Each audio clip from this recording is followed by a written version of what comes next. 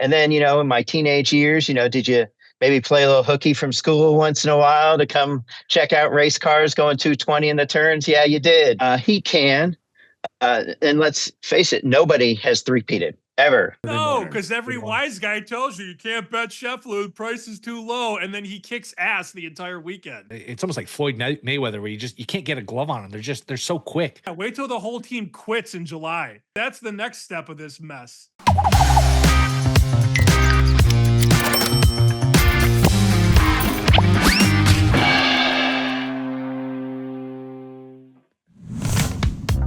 Welcome into Bear Bets. I am Geoff Schwartz, our fearless leader. The Bear is gone for one more week, enjoying a European vacation. Back next week, though, so do not fret. We have you covered, though. Gambling Group Chat will cover all the sports. But right now, we're going to start with some Indy 500 talk. Bob Pockrass, we've had him on before. We love having him on, our motorsports reporter here at Fox Sports. Bob, welcome back to the program. Let's talk some racing. Thanks for having me. All right, before we get into the news of the day and also your favorite wagers and talk about the race, I want you to share with our audience, because you share this on social media, it's on our digital channels as well, just sort of like your love for the Indy 500, what the race means to you. I'm sure our audience would sort of love to hear your passion for what we're going to see this weekend. Well, I grew up about 25 miles from this racetrack, and if you live in Indiana, racing is ingrained in you. You learn that song Back Home Again in Indiana in elementary school class. And so when they sing it right before they start the engines, I mean, it just sends chills up your spine. And then, in my teenage years, did you maybe play a little hooky from school once in a while to come check out race cars going 220 in the turns? Yeah, you did. Yeah, you did. And nobody seems to mind to admit it. And, look, I consider it a learning experience. You learned a lot of biology, human bodies, sweat, human psyche, all sorts of things when you're standing in turn one watching the Indy 500. I love it so much. I'm excited to watch this weekend with you and with everyone else. So there's some news and some notes. There was a suspension. There was some shenanigans happening. Can you explain what's happening now with the Penske team? There was a press conference today about it. What's the news right now?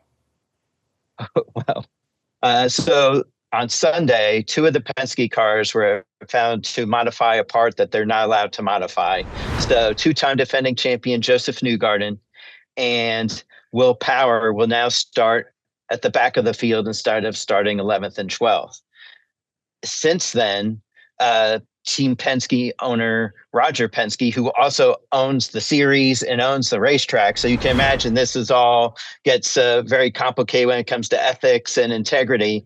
He has fired his entire leadership team of his IndyCar program, partly because of this and partly because of another rules violation a year ago that was probably be considered even more egregious. Can I ask you, this might sound like a dumb question, but they knew the car was going to be inspected, right? Like they knew that this was going to be eventually found, or this was a part that doesn't get inspected often? Like they thought they could get by. Why would you do this if you know you're going to get caught? That's a great question. We were updated today. This is a piece that's mainly a safety piece, and they don't have a ton of time when they go through inspection. They're trying to get all the cars through, and a lot of times they're looking at more competition-related pieces that could be altered to make you go faster. And IndyCar doesn't consider this piece one of those. So why did they find it Sunday? They really couldn't tell us. And why did they do it? Well, Tim Cindric, the team president, one of the guys who no longer has a job, he told us, sometimes you fill this area to make it look sleek. It made it look a little bit more flat. And so then the question is, do you make it more sleek because you want it to look good? Because if you're racing, you want your cars to look good. But sometimes sleek can also mean a little faster as well. Of course. I like to be a little sleek as well. It doesn't make it any faster, but I can certainly understand that. All right, so Newgarden is looking to three-peat. We asked the DK director of sports ops hypothetical odds before the 2023 Indy 500 for a three-peat would have been basically 400 to 1, plus 40,000 for a three-peat. Now starting, as you mentioned, at the back of the pack, can he get it done starting where he is?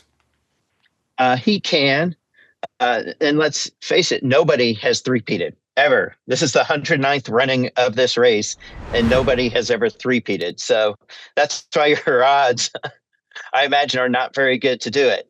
His biggest challenge is that not only was the leadership team released from their duties, but the entire leadership team also works race day as a strategist for their cars. So Tim Cindric, who is the strategist or was the strategist for Josef Newgarden, won't be here. Now, last year he wasn't here as well as part of the fallout from the previous year's issues, but still, it's kind of like you're going into your race with your assistant coach or bench coach rather than the person that you normally go in there with, and that can be a big challenge for him. As far as getting to the front from 33rd, he's got 200 laps to do it. He'll be able to do it. The challenge from being 33rd is not getting by all the cars and making passes. It's getting caught up in somebody else's mess, right? It's somebody else spins. You have much better chance of somebody spinning out in front of you and you hitting them if you're behind everybody instead of being in front of everybody. That makes a lot of sense. So he's not the favorite. Out of the favorites to win, and we will get to your win play show, by the way, at the end of this. So we'll give you guys a full card for Bob this weekend. Out of the favorites to win, which is sort of your favorite to go with? Oh, it's tough because if Newgarden was starting near the front, you'd probably say he could be a favorite, even if the odds say winning 3 in a row, likely not going to happen. Yeah. Partly favorite from the heart is going to be Pato O'Ward because he's finished second twice in the last 3 years, a ton of heartbreak. He's been fast. He's starting on the front row, starting third. I would say he would probably be the favorite. And then I think you look at a driver like Scott McLaughlin, who was on the pole last year, crashed his car here this past weekend, but is going to be fast. You have Kyle Kirkwood, who's been fast here all weekend, even though he doesn't have a great starting spot. You have Takuma Sato, who's on the front row. He has 2 past wins, but he only runs this race. He doesn't run throughout the year, but still, when you've won it twice, I know you can think that you can probably win it again. And then I would say you would also look at a driver potentially such as Colton Herta, who has a lot of experience here, has been okay during the month of May, but I think he'll bring it on race day. Again, we'll get to Bob's full card, the win play show here at the end. So if you're looking for all the picks, we'll have it in just a few minutes here. We talked about this last year. I remember with you, Kyle Larson is trying to do the double dip, trying to do the Indy 500 and then come here to Charlotte for the Coke 600. Wasn't able to do it last year because of weather. What are the chances he just at the base level can pull this off, just making both races before we talk about if he can win any of the races? I mean, I think he's got a really good chance. I mean, if the weather doesn't affect him, he'll be at both races, and he tries to eat maybe a little bit healthier, tries to maybe be in a little bit better shape, but he races all the time. It's not rare for him, especially during the summer, to race 4 or 5 times during a week, jump in a sprint car somewhere. Now, granted, it's not 1,100 miles in one day, but he's in good shape, and he'll be able to do it as long as the weather and travel gods are there in his corner. What does he do between the races to sort of refuel his body? Because I would imagine, obviously, there's a sprint to get to the airport, to fly, to land, to helicopter, to Concord and get on the racetrack. Like, what is he doing between the races to prepare his body? I'm sure he'll have a medical person with him if he needs an IV. He certainly take that between the 2 races. They'll have a small meal or at least some energy type either supplements or food for him to eat between, but he should be good. I mean, what's really going to help him is that this could be the coolest, as far as temperature wise, Indy 500 in about 20 years. It's going to be in the 60s. So that is going to really help him as far as his hydration and his energy level to go do the 600 miles in Charlotte. He is the favorite for the Coke 600. He's the 9th best odds to win the Indy 500. If you could choose one to wager on, I mean, kind of a silly question when he's the favorite of one of them, but would it be to win the Coke 600 at plus 550? I would go with his day job, which is the Coke 600, right? I mean, that's the one where he's won all his races, and that's the one where he's won his championship. The Indianapolis 500 is just his second time he's doing it, and quite frankly, the cars are tougher to drive this year than they were last year.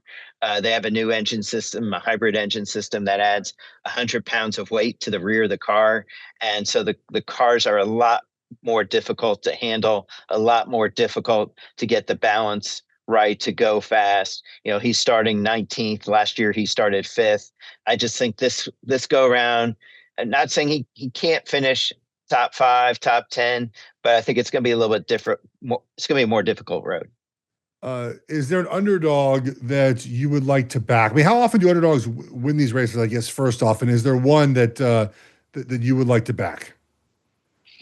I mean, underdogs do occasionally win these races. They do sometimes come down to fuel mileage. Yeah. Alexander Rossi, who's in this race, won it as a rookie in 2016, and he ran out of fuel on the backstretch. He never even he got to wave to all the fans on the backstretch because he was stopped. He couldn't keep going. But if I were to pick a and kind of underdog, I would go with the guy who has been, I want to say, underdog all year, but Christian Lundgaard went from the Ray Hall racing team to McLaren, and he's had just a great year, and several finishes in the top 3, just showing what he can do after this change in teams.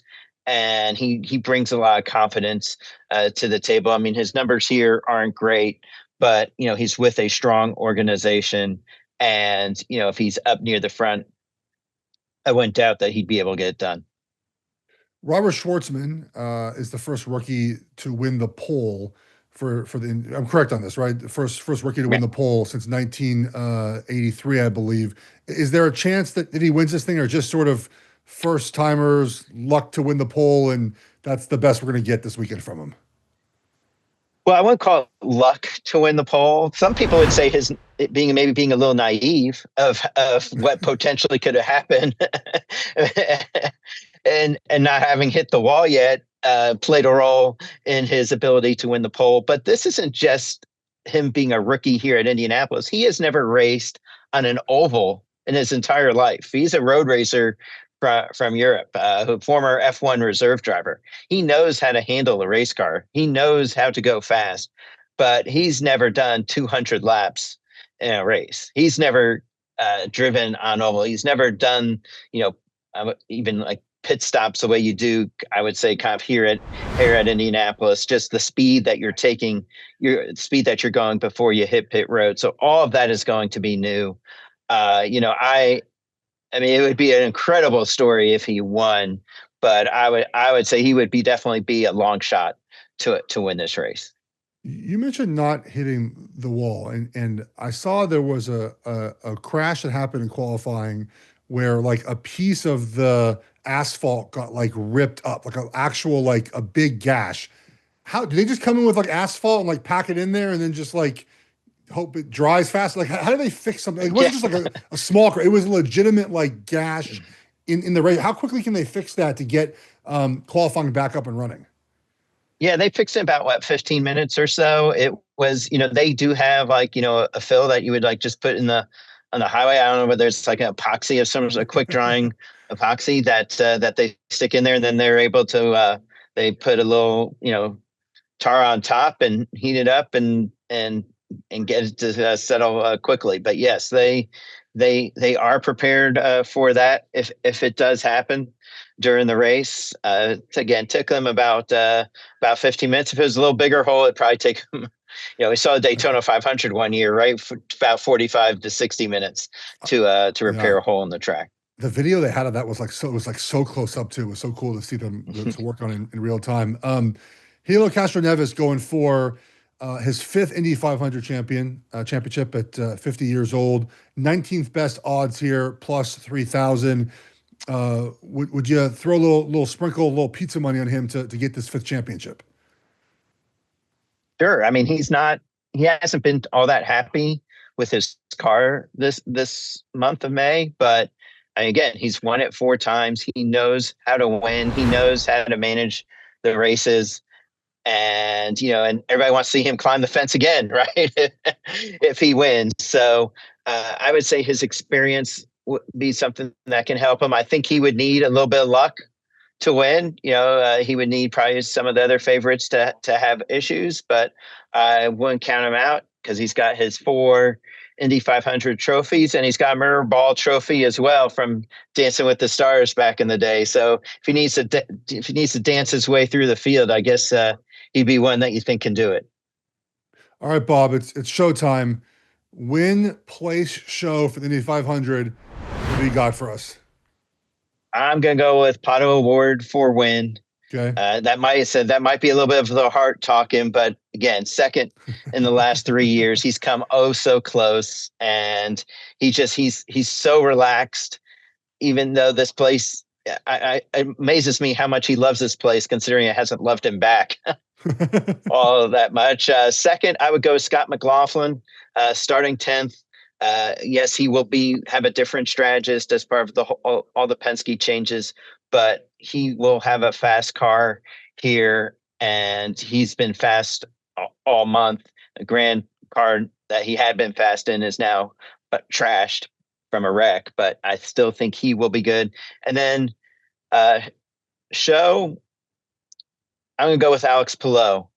You're the driver who has won 4 of the first 5 races, but he has never won on an oval, but he has been strong all month of May. He made the Fast 6. He's going to be good. I don't think he's going to win this one, but I think he'll be near the front.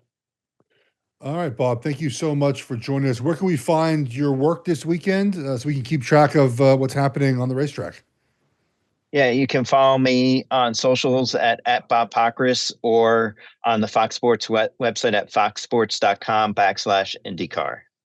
Is this so after I watch a full day of NFL, like conference championship weekend, right? Like that Sunday, there's the AFC game, the NFC game, and you just sit back and you're just like, oh, that's a lot of ball. Do you feel that way after this weekend where you have the Indy 500 and the 600? Like you at the end of it, you're just like, man, that was a lot of racing. Yeah, and especially if you're a Formula One fan and you get up early and watch the Formula One race in Monaco to start the day. Yes, it is a race fan's dream, and it's a great celebration of motorsports. But yes, it is a lot of racing by the time they take the checkered flag of the NASCAR 600 race in Charlotte. Well, Bob, again, thank you for joining us. We'll look forward to watching this weekend and look forward to cashing those bets. Thank you, buddy. All right. Thank you, guys. Thank you to Bob again for joining us. Before we get to the group chat, you want to clean up something here just to mention Newgarden. We asked the director of sports op at DraftKings about Newgarden's hypothetical odds for Indy 500 3-peat in 2023 would have been plus 40,000. Just for reference, the USA money line over Russia in the 1980 Olympics would have been plus 1,000. And I'm not a soccer guy, guys. I might need help here. Sam Will, is it Leicester City? Leicester City there plus 4,000 to win the EPL. I knew Sean was gonna throw it in there. Sully's a big soccer guy. He's behind the scenes as we're doing these rundowns. He's yelling about soccer results as we're going through. One other note that I need your help with us here, Samuel Will. So Kyle Larson's trying to pull off the double-double, as we know. Tried this last year, wasn't able to do it. If you wanted to parlay his ability to win both races this weekend, Sammy, how would you do that? Well, you can't in most places, and that's the unfortunate reality of sports betting society. You can't bet a lot of correlated stuff. So Sully had me put a couple bets together. The true price on a Larson win and a Larson show is about 38-1.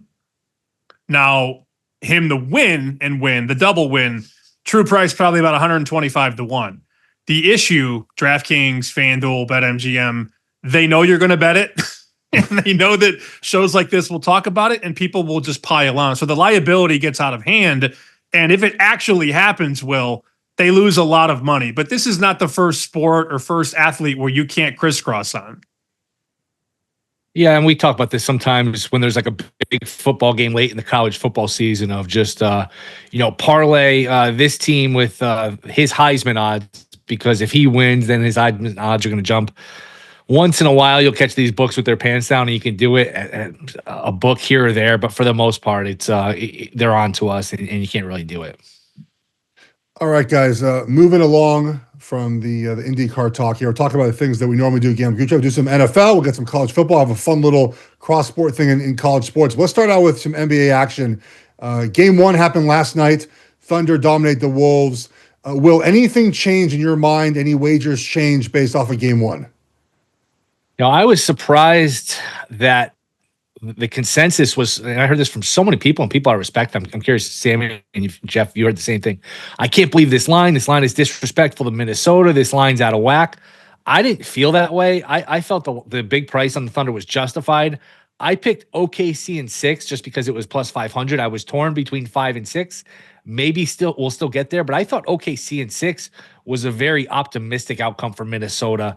OKC is just really good. They're really good on defense. I think when you think like really good defenses in the NBA, you think of like the bad boy Pistons or those Ben Wallace Piston teams and brute force strength and knock you down. The Thunder do it differently. They're more speed. They're more depth. It's almost like Floyd Mayweather, where you can't get a glove on them. They're so quick, and they just come at you in waves. That game was a 4-point Minnesota lead in Game 1, middle of the third quarter. Like, all right, Minnesota's in good shape. Maybe steal this game. Next thing you know, they're down 20-something. So I don't know. If you gave me a redo, probably OKC in 5. If you gave me true serum, and to be honest, if you told me right now that OKC's Game 6 loss to Denver the other night was their final loss of the season and they sweep Minnesota and they sweep whoever comes out of the East, I don't think I would blink twice. I think OKC's winning this title one way or another, Sammy. I had a guy send me a slip before Game 1. He bets very well, makes a lot of money. He sent me a slip. It was $30,000 on the Thunder to win the title going into Game 1. He said it's a wrap. His words, not mine. Not a hot take program, especially when Bear's not here. But I even thought, whoa, that's, he's stepping up. That's a big amount, and you're laying $1.70. He said nobody's beating them. Not even close.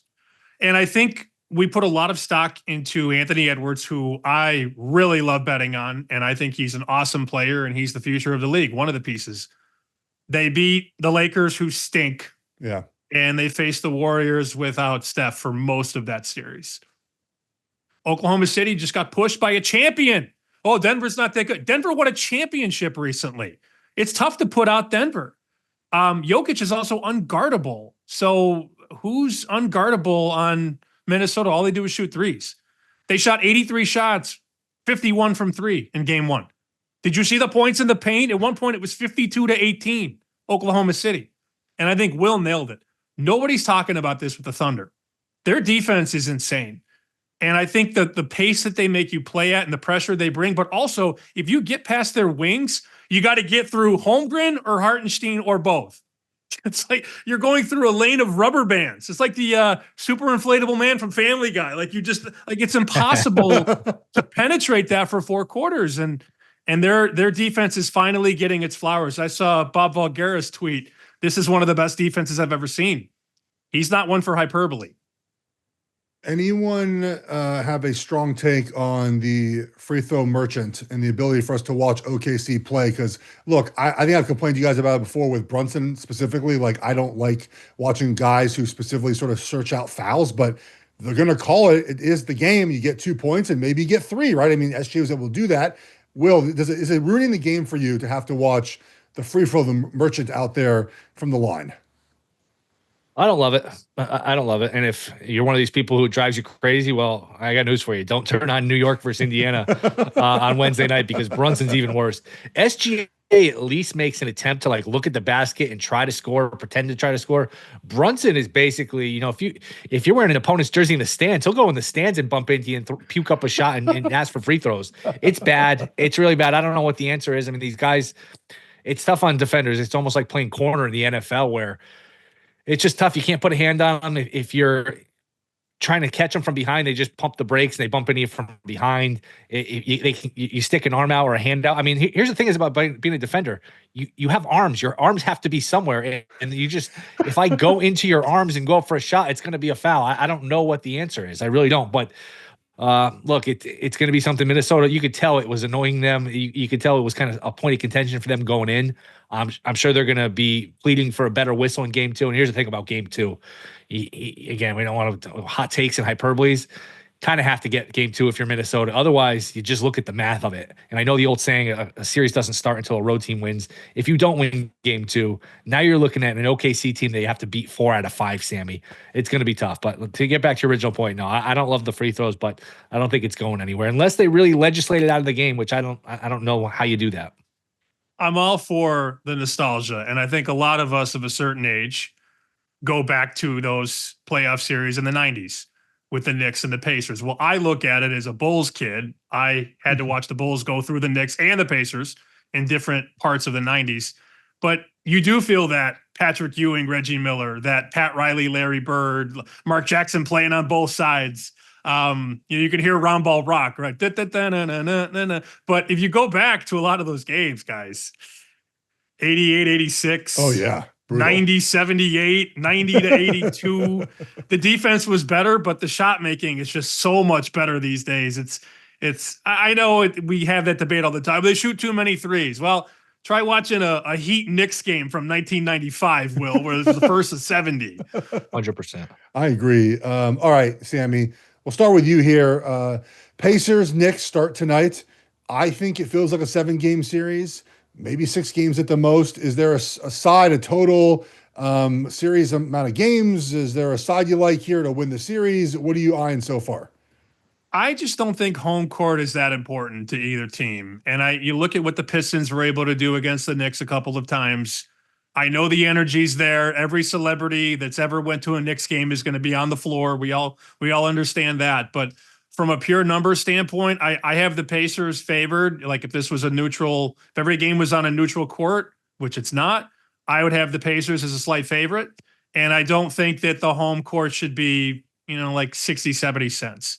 It's all math to me. I think these teams are not equal, but power rated almost identically. So if this was Indiana having home court and being minus 140, 150, I would take the Knicks.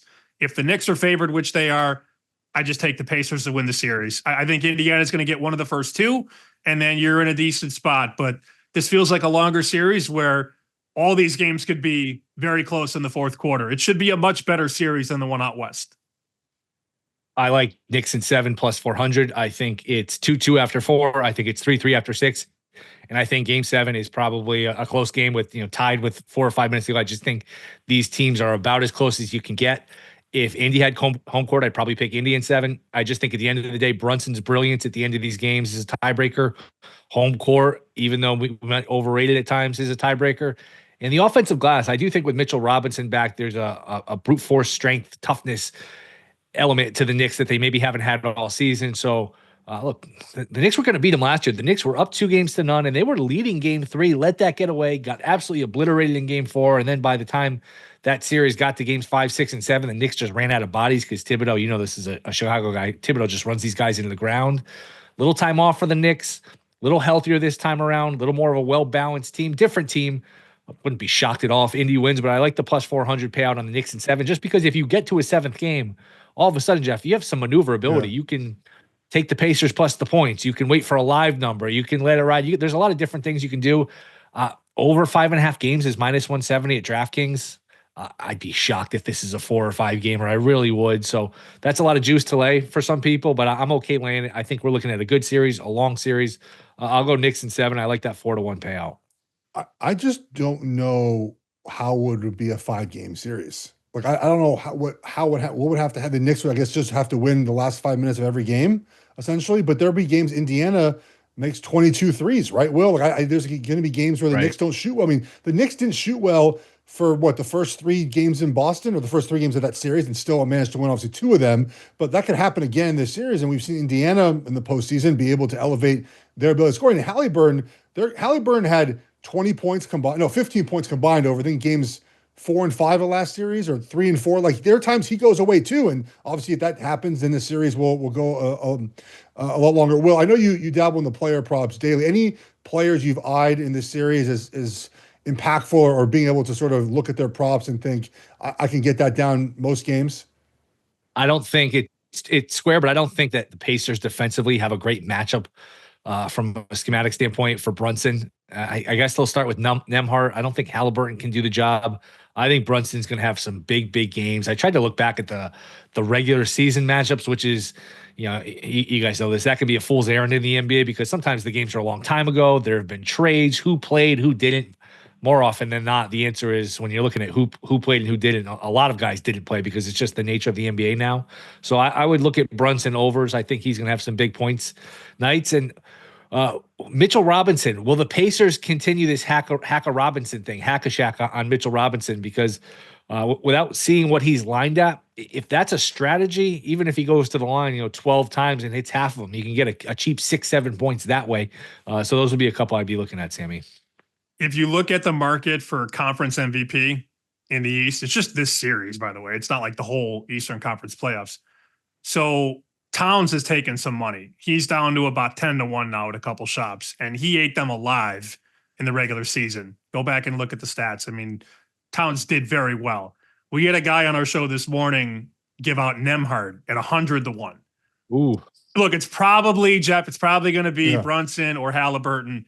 But if you go outside that top two, the payouts are massive. And who doesn't love a nice $10 bet at 100-1? I mean, it is what it is. You're going to spend that on a coffee now, you damn millennials. I know you are.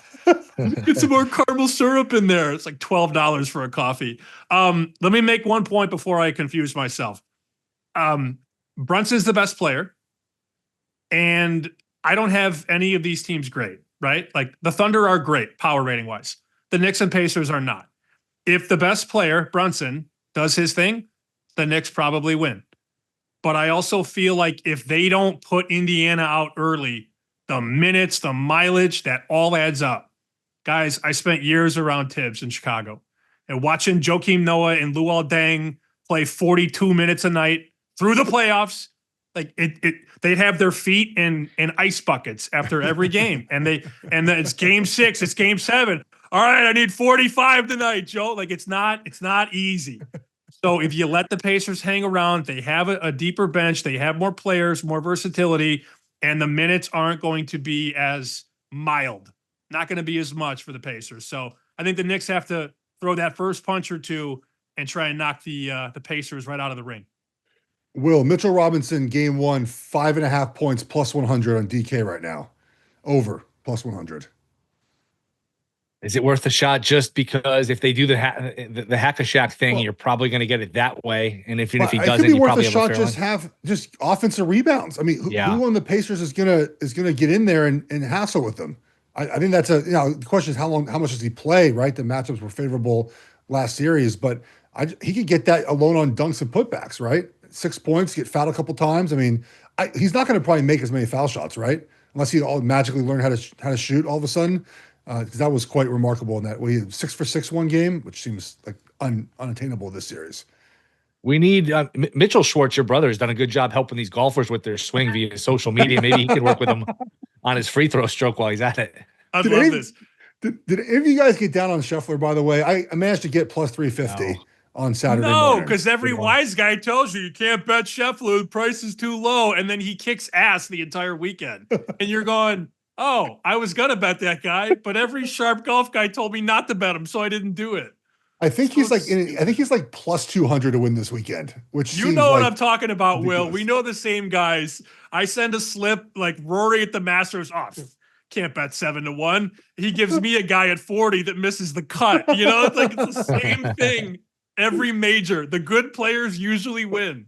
It feels like the gap is widening now, where these long shots, you get 1 or 2 days of good action, and maybe you cash out with a tiny profit, and then the big dogs just come in Saturday, Sunday, and take over. That's what feels like a lot of these tournaments are becoming. I was dreaming big. Max Homa 181 down to like 15-1 live. I had visions of grandeur, but he was not much for the weekend. The other thing guys are doing, the pros are doing, they're watching Scotty go down, like he has a bad round on Thursday or Friday, and then they just bet them live going into the weekend, and you're getting. They never give you. They don't give you good numbers live though. The books do a good job. The books are onto it where like they just never bite and give a good number. But he was 4-1, 450, and you could have bet him at 6-1 live. Yeah. I mean, you're not going to get 10. I agree with you. You're not going to get 20, and you probably never get the fair price. But 6-1's better than 4-1. Sure. I mean, I got 3.5 to 1 like Saturday morning. I just felt like he was going to make a run at it. So whatever, I'll take my profit. It's not the best number, but to your point, like everyone said, don't wager on him. It doesn't make sense, but whatever. We ended up winning. We got to get Tiger back. The Tiger was a cash cow. Just live whole props in the movies. We need Tiger back somehow. We do. Just a fade. Round 3. Well, you need him to make the cut. He's got to make the cut. He's got to make the cut. And then Will's round 3. ready to pounce on Saturday. Bogey. Yes. Oakmont, which is supposedly the hardest course in America, the U.S. Open. That's going to be a grind. All right, guys. Producer Sully brought this to my attention, our attention. It'd be a fun little game here. There are 4 teams in college sports that finish the top 25 in basketball, baseball. As we get to College World Series, we have right now the conference championships and football. That is Tennessee, Oregon, Clemson, Alabama. So Tennessee, Oregon, Clemson, Alabama. Out of those schools, we'll start with you, Will. Which one would you wager on to win a football championship, a baseball championship, or a basketball championship? So they only have to win one of them, right? They don't have to sweep the 3? Yeah. Well, no one's going to sweep the 3. There's just not you never know. Possible. You never know. I'll go Clemson football. I think Sammy talked about it a couple weeks ago. Klubnik, they're starting to see the light in terms of the portal. I'll go Klubnik with Clemson. By the way, College World Series around the corner. That underrated tournament. It's an underrated time of the year. I think it's starting to get more and more publicity, more and more. It's one of those things where it's the time of the sports calendar where not much else is going on and you can kind of enjoy it. So I look forward to the the regionals, super regionals, all that stuff. Middle of May is happening. Hey, we're a conference tournament, so the super regionals have to be right around the corner. All that stuff is beginning here shortly, Sammy. But I'll go with Clemson here. What do you think? They have to win the next championship, is what we're saying. I think we're saying like what's most likely to happen. Yeah, which team is most likely to win the next year? So, for example, like the favorite for college baseball right now is Tennessee. Out of the 4 teams, they're plus 750. Oregon's 18-1. Clemson, Alabama, no chance. College football, Oregon's 8.5 to 1. Then Bama, then Clemson, then Tennessee is way out. Yeah, and then I see the odds. Yeah. I'm saying, am I supposed to pick one of these 12 bets? I think so. Yes. Okay. All right. Games are getting rogue here, buddy. I'd probably take Oregon to win the college football championship. I mean, it's not exactly like this bold take, 850, but it's none of those teams to win a basketball championship because Tennessee can't score and Alabama doesn't guard. And I'm not doing Oregon, Clemson. Baseball is a total crapshoot. I know. I like Texas actually, like 25 to 1. You can still bet, but I'd go Oregon. I'd take the chalk and think that Dan Lanning gives me the best chance to win a championship. Okay, so Sammy, 25 to 1 for Texas. That is the number right now. Will, do you have any college baseball wagers? And you're right. So this weekend's conference tournament, next weekend should be regionals. Weekend after that should be Supers, and obviously College World Series. The only one I bet it before the season is Georgia. I have not even followed. I think I got 30 to 1, 40 I got a good number on it. Do you have a Georgia price in front of you? I don't have these in Connecticut, so it's hard to maneuver these. Georgia, I mean, yes, they're plus, they're 9 to 1 right now. Ooh, you did CLV, your job. You always know how that goes. You get a little CLV, you know that tickets automatically catch. That trash can Sammy put out the other day, that picture of the CLV trash can was so overflowing. Great. It's a fresh one. You had to bring out the garbage for the first one. It's a fresh can. That second one. I knew that you would love that one, Geoff. Some sportsbook tweeted, "What's the best trophy in sports?" And I just quoted it and put that picture of Dave Sherapin in front of the CLV garbage can in Vegas. Because it's true. It's true. Like people would rather sometimes get CLV than win your wager. I just don't get it. But which is exactly what happened in golf. Oh, you can't bet Scheffler. Yeah. Look, I'm not saying bet Scheffler every major, but I mean, in the right spot, it's still a good bet because it has a really good chance of winning. I did wear this though for you. I figured you were going to ask college baseball. This is a Longhorns Bevo. Yeah. Well, this is a slim Bevo. He's been on Nutrisystem, I think. Yeah, he really has slimmed down. He looks good though. Oregon has the 6th best odds to win. I hope. I don't know. I couldn't give you the Oregon scouting report. I know we're good this year, but we might not even host a regional at this point. Who knows? All right, moving along, guys.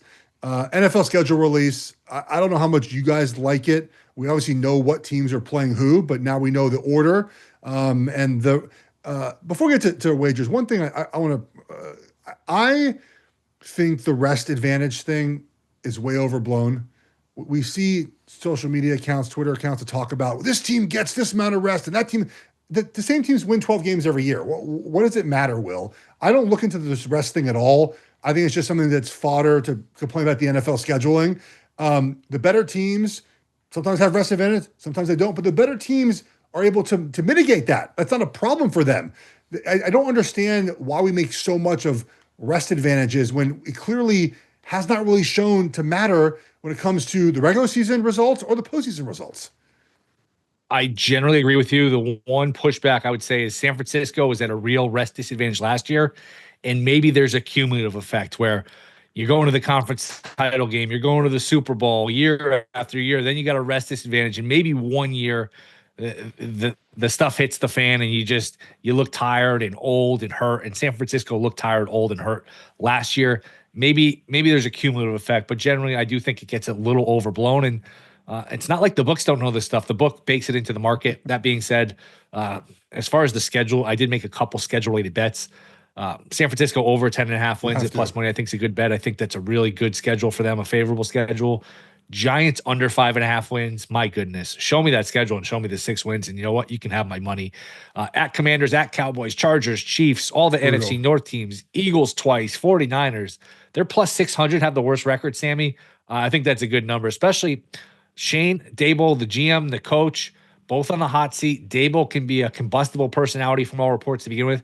To me, that has 1-6 written all over it, and a new coach, a new regime, and they bottom out. Yeah. Was it Hard Knocks a couple years ago? Daboll was laying in his office couch with his feet on the table as like draft prospects were coming in and he wouldn't even sit up to shake their hand. You're like, oh, all right.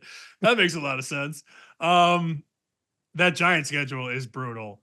That was the one team where I saw the schedule and got more excited to bet on or against, because the truth is you already know the schedule. You know the teams everybody's going to play. You just don't know the order. And it's not really that drastically different, like thought-wise for me on any team aside from the Giants. I'll give you the schedule. Here's how they start. That's at Washington, at Dallas, then Kansas City and the Chargers roll into town.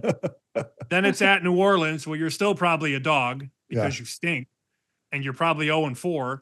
Then Philly comes to the Meadowlands, and then you go to Denver and Philly again. Then San Francisco comes to town. Then you go to Chicago. I mean, how many of these games are they favored in? That's 10 weeks. They could be favored once. And then I think Russell Wilson, they start to realize, all right, the season's already over. Let's throw a rookie into the mix. It's shaping up to be very bad there. And that was the one team where I saw the schedule and thought, short. Yeah. Because there's not a lot of spots on the schedule where they're favored.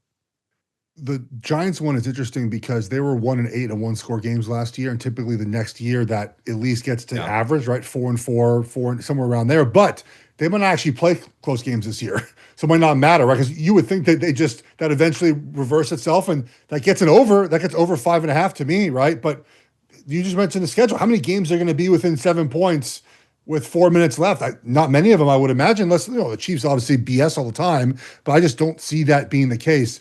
The Niners schedule quickly, guys. I bet the Niners too will. They're going to be a favorite in, I think, 15 games as of right now. Seahawks, Saints, Cardinals, Jags, at Los Angeles, probably not a favorite there. At Tampa, maybe. Sammy, at Tampa, are they a favorite? No, right? Probably. They're dogs in 2 games. I saw this. Dogs in 2 games. They're both 1.5 point spread. So the biggest dog they are all year is a 1.5 point dog. That's twice. So that not that they're huge favorites in any of these games either, but still. The other one that I think is worth looking at, the Ravens, not the Ravens, excuse me, the Lions have a pretty tough road schedule this season. Not like last year when they basically felt like they were inside the entire season. But when they're at the Bengals, they're at the Chiefs, they're at the Commanders as well. They're at the Rams. Is that a team that we're looking to be under? Was it 10.5, 9.5 right now for the Lions, just based off of the kind of the coordinator changes in the schedule this year, guys? Yeah, I mean, you do lose both coordinators. That's a brutal schedule, but it's still a really good team. Uh, it'd be under or nothing just because a lot of the stuff, more can go right for your under in terms of the injuries, where a lot has to go right for the over to happen, and things can just go wrong. That helps your under, Sammy. I guess it'd be under or nothing, but nothing nothing I'm cutting in line to bet. I know I wouldn't dare fade your buddy Dan Campbell. I know that. I have no thoughts. I can tell you this though. By the time I get back from Vegas in the middle of August, I will have been in multiple states making multiple bets. I will have thousands of dollars hooked to the Bills to win the AFC East. That's going to be parlayed with other things. And I know some people don't want to get with the parlay stuff. I'm not parlaying 5 NBA player props a night. I'm parlaying things that are probably going to happen with other things that are probably going to happen. And Buffalo's going to have a big chunk of my liability. I would be stunned, barring an injury to a guy that I'm not going to name because I don't want to be responsible for it if it happens. They are not losing the AFC East. They have a stranglehold on that division like the Patriots did 10, 15 years ago. It's the same thing. Now, they need to win the big one before you start making total comparisons. Who's beating them? It's not the Jets. It's not the Dolphins. And the Vrabel Patriots thing, guys, is so out of whack right now. They've already bet the win total up a whole win. And now guys like Adam Schefter are saying the Patriots are a sleeper. The win total's 8.5. Like, how much of a sleeper can you be? I don't get it. I mean, they got better, but they were horrible last year. And Jeff, I don't need to tell you, you don't have an O-line, doesn't matter. And they, as of now, do not have an offensive line.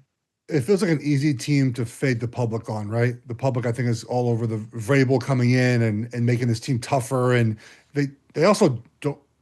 I mean, they have some guys they brought in for agency to catch the football, but I don't think they're reliable on that end yet, right? Older guys, they hope Polk is better, which he had drop problems in college as well, but I think he can be good. So there's, I think, the upside there, but betting the over seems kind of silly. I like your Giants take on the worst record, Will. 600 plus 600 right now. That's only going to get better. Yeah, I agree. And one last thing on Vrabel, I think he's a good coach, a solid hire, probably the best of the bunch in terms of these prospective coaches. It's hard to evaluate the coordinators. So who knows? Maybe Ben Johnson will be really good.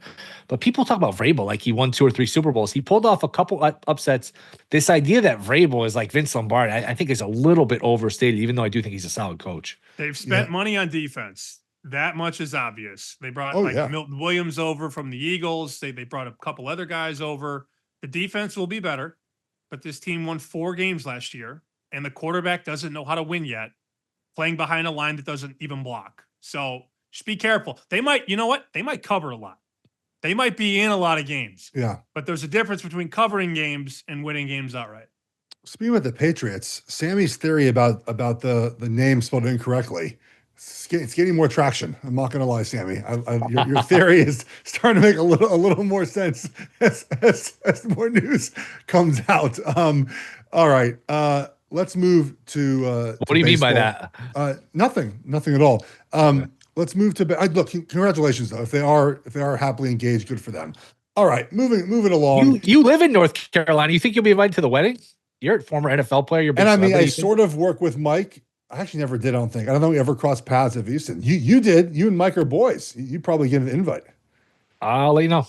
Yeah, it'll be the wedding of the century. All right, moving along to baseball. Sammy, update on Rockies to have the worst record. We must put this in every week because I get a text every week from our producer saying you must talk about the Rockies. So Rockies to have the worst record in baseball. They're 8-40 right now. The opponent team total over fade is going incredibly well this season. Sammy, let's hear Rockies to finish with the worst record. What do we got? Before I give you the prices, I was watching the baseball highlight show on MLB Network, and at the end of the recap, the highlight person, whoever it was, I can't remember who it was, said a big comeback win for the Phillies. and the final score is on the TV and it says 9-3 Phillies. And I'm thinking, wait a minute. If it was a late comeback, how did they win 9-3? Oh, they were down. They were down 3-2 and scored 7 late and got over the team total, over the game total, and dealt our Rockies another loss. It is very fun. I did this last year with the White Sox before the season. I made that bet this year, mid-March, 4-1. It is now, all right, here are the 3 books you can bet it at to have the worst record. -1,000, -1,150, -2,500. Guys, I think we might have a winner here on the Rockies to be the worst team and on the team total under. Will mentioned this the other day. And I think there actually is still a way to win money on the Rockies outside of the fade. You can wager on them, correct me if I'm wrong here, right? To win a certain number of games in a month, correct? June is the Mets, the Marlins, the Mets, the Giants, the Braves, the Nationals, the Diamondbacks, the Dodgers, the Brewers, and the Astros. How many games? 5?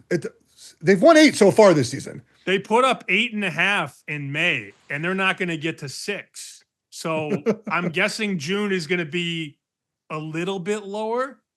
But then there's also math people that say, oh, they're due to regress. No. Yeah, wait till the whole team quits in July. You know, like that's the next step of this mess. The math people, to your point, Sammy, are anchoring to the idea of the preseason win total of, well, we thought coming in this was a 54, 55 win team. So we'll price them like a 55 win team. It's not. It's closer to a 35 win team. So you could bet it that way. You can also bet FanDuel, DraftKings. They do a good job of posting updated season win totals. The last number I saw was Wednesday morning. It was 40.5. So you can still play under 40.5. Do it. Yeah, that's do it. Take it down once the game starts.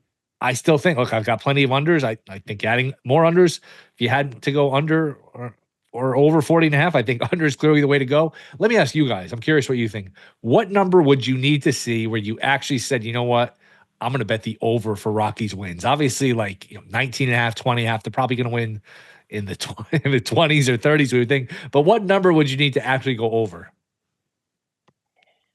I 12.5. No, I'd probably go over 34.5. Here's the thing, though. The end of the season, though, they got the Marlins, the Angels, the Mariners, and the Giants. I mean, if the Marlins and Angels will be out of it, Seattle may or may not. We'll see how the Giants. I mean, they could end the season with, they got the Dodgers in September too. The Dodgers might not be playing for anything. There could be late wins to get you over the hurdle if the other team is not trying as hard to win, though. That's my only concern with like an under 40.5, whatever. Is like that the end of the season, who knows who's actually trying and who's not. That's it. Sure. All right, guys. Time for our best bets. We have reached this point. That was enough baseball talk. We got 3.5 minutes in before I got the okay. Well, no, let's throw Sully a bone. The one bright spot for the Rockies, Chase Dolander, nice little prospect, threw a good game against the Diamondbacks on Sunday, pitched well against Texas. I don't know that he'll be able to survive this situation with the Rockies, with Coors. Maybe that eats him up. But if he were anywhere else, he'd be a big-time prospect. He was nasty in college. I don't know if you remember, Sammy, but Chase Dolander, a little shout-out for our boy Sully. Former Tennessee pitcher, by the way, for those who are lost at the moment. All right, Sammy, we'll start with you. What is your best bet for the week? Oh, you didn't want my thoughts on the Canadian Football League? It's preseason. Didn't you know that? Hey, man, I'll take a winning wager. I'm kidding. We're betting this because everybody else that I know that's smart is betting it. And if you woke up Monday morning and wanted to bet the Fever to win the title, it was 4-1 at multiple places. Even after a loss, Jeff. Yeah. A loss on Tuesday night. The prices now, as we tape this on a Wednesday, 350, 350, 340, 3.25, 3-1, 250. I have an offshore account that's dealing 225. It's not that they're going to win. It's that I believe in a very, very tight window, they're going to morph into this team that is the team to beat. And I think it's worth understanding the Fever have a bunch of new players. They're trying to get acclimated. Eventually that will come together. Yeah. And last year's rookie season for Caitlin Clark came on the heels of her playing 39 games in college. And oh, by the way, her season ended on April 7th. Then she started in the WNBA in May and played all 40 games. Like, she didn't even have a chance to breathe last year. Yeah. She had a full off season. She's already gone triple, double in 2 games. She's going to be the most popular prop player every single night. She's eventually going to become the favorite to win the MVP. So that's another market you could think about. There's still plus 125 there. Eventually, that's going to be minus 200. But I think at one point, Will, we're going to have a point in the season where the Fever are minus 110 to win the title. And then they have to do their jobs. But I've been parlaying a lot of Fever stuff. I sent the boys and girls a graphic on the show. I parlayed this in the morning. I've been doing this stuff like this all day. Like Fever to win the title, Chiefs to win the AFC. What else do I have in there? Stars to win the Cup, and the Thunder to win the title after game 1. That's 107-1. Like, you just build different stuff with either the Fever to win the title at this number or with Caitlin Clark MVP, because, Will, we're not going to be able to parlay them at 3-1 much longer. When Bear gets back from the vacation, the 4 of us are going to have to meet up, hang out, and catch a WNBA game in person. Maybe we got a team here in Connecticut, so I don't know. Maybe Bear could spring for a field trip to Mohegan Sun, and we can watch the Fever in person. Maybe play the Sun or something. For my best bet, I talked about it a little earlier. I'm going to go Knicks in 7 plus 400. I love the 4-1 payout. To me, this is a long series, 2 dead even teams. I think we'll get a game 7, and you put yourself in a situation where if it comes to that, you can set up a nice middle with the Pacers either before the game, live, let it ride, do whatever you want. But Knicks in 7 plus 400. I love the bang for the buck there, Jeff. I don't disagree with you. I thought about going in that direction, just betting the series to be 6 or 7 games just to see who wins. But I'm going to go with the series between the Knicks and the Pacers, go over 5.5 games at minus 170, I believe. You could wager on it to go 6 or 7, but if it goes less than that, you will have lost more money than if you goes 5 games. I'm making this wager. So Sammy brought that up to me, by the way. See, Sammy's the math guy here. I like it. I like having Sammy around. He helps me out, the nerd with the 4 glasses. It really helps me out there. Thank you, Sammy. I appreciate that. So yes, over 5.5 games for the Knicks. I'd be stunned if it went 5. I don't even know how we get their injuries. Maybe the refs don't call Brunson for all those flops he got. I don't know. I don't know how it gets to 5 games only. All right, guys. Any last words? Any hockey thoughts? Any futures besides the Stars there to win the championship? Not really. I did a little Verhaeghe 55-1 Conn Smythe. I think if Florida wins the title, if Florida wins the Stanley Cup, pretty wide open for who wins the Conn Smythe. I know he scored last night in game 1 against the Hurricanes. So Panthers Verhaeghe 55-1 Conn Smythe. I got that at Fanatics. The Panthers looked so bad in game 1 against the Lightning, and everyone thought they were dead, and then all they've done is dominate since then. So they've certainly looked good there. All right, guys. Well, thank you for joining us. We'll be back next week with more talk about all the sports that we love. Have a great week of watching sports. Talk to you guys then. Goodbye.